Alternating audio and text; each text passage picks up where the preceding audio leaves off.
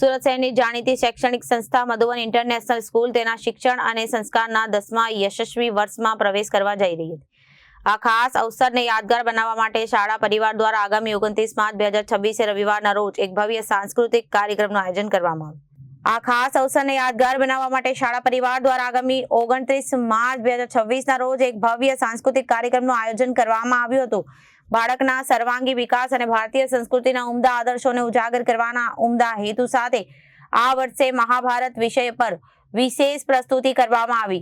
શિક્ષણનું યુદ્ધ ક્ષેત્રે સંસ્કારનું શસ્ત્ર એવા સૂત્ર સાથે યોજાનાર આ કાર્યક્રમમાં વિદ્યાર્થીઓ પોતાની આદમ્ય શક્તિઓનું પ્રદર્શન કર્યું હતું। શાળા વર્ષ દ્વારા 2026-27 માટે પ્રવેશ પ્રક્રિયા શરૂ કરી દેવામાં આવી છે।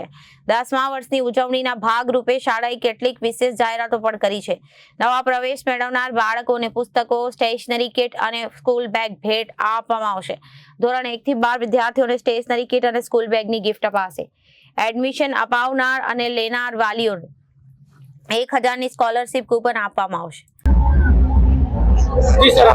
नमस्कार, હું હાર્દિક બેલડિયા, આચાર્ય શ્રી મધુવન ઇન્ટરનેશનલ સ્કૂલ।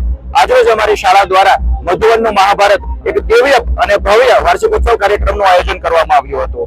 બાળ હૃદયની અંદર જ્ઞાનના દીપ પ્રગટાવવા, ધર્મ અને કર્મનું મહાકાવ્ય રચવા માટે થઈને આજરોજ અમારી શાળા દ્વારા 9 વર્ષ પૂર્ણ થઈ અને 10મા વર્ષની અંદર પ્રવેશવાના શુભ સંકલ્પના ભાગરૂપે અમારી શાળા દ્વારા આ ભવ્ય અને દિવ્ય મહાભારતનું મધુવનનું મહાભારત કાર્યક્રમનું આયોજન કરવામાં આવ્યું હતું। આ કાર્યક્રમની અંદર 1000 કરતા વધારે બાળકોએ ભાગ લીધો હતો અને 2000 કરતા વધારે વિદ્યાર્થીઓના મા-બાપ આ કાર્યક્રમની અંદર ઉપસ્થિત રહ્યા હતા। આ કાર્યક્રમની અંદર મુખ્ય મહેમાન તરીકે શ્રીમાન પ્રભુભાઈ પાનસરિયા સાહેબ, ભગીરથસિંહ પરમાર સાહેબ તેમજ અનુપમસિંહ ગેહલોત સાહેબ મુખ્ય મહેમાન તરીકે ઉપસ્થિત રહ્યા હતા અને અમારા કાર્યક્રમને ખૂબ જ ભવ્ય અને દિવ્ય આશીર્વાદ બની રહે એ માટે અમને લોકોને ખૂબ જ સરસ મજાનું માર્ગદર્શન અને સાથ સહકાર આપ્યો હતો।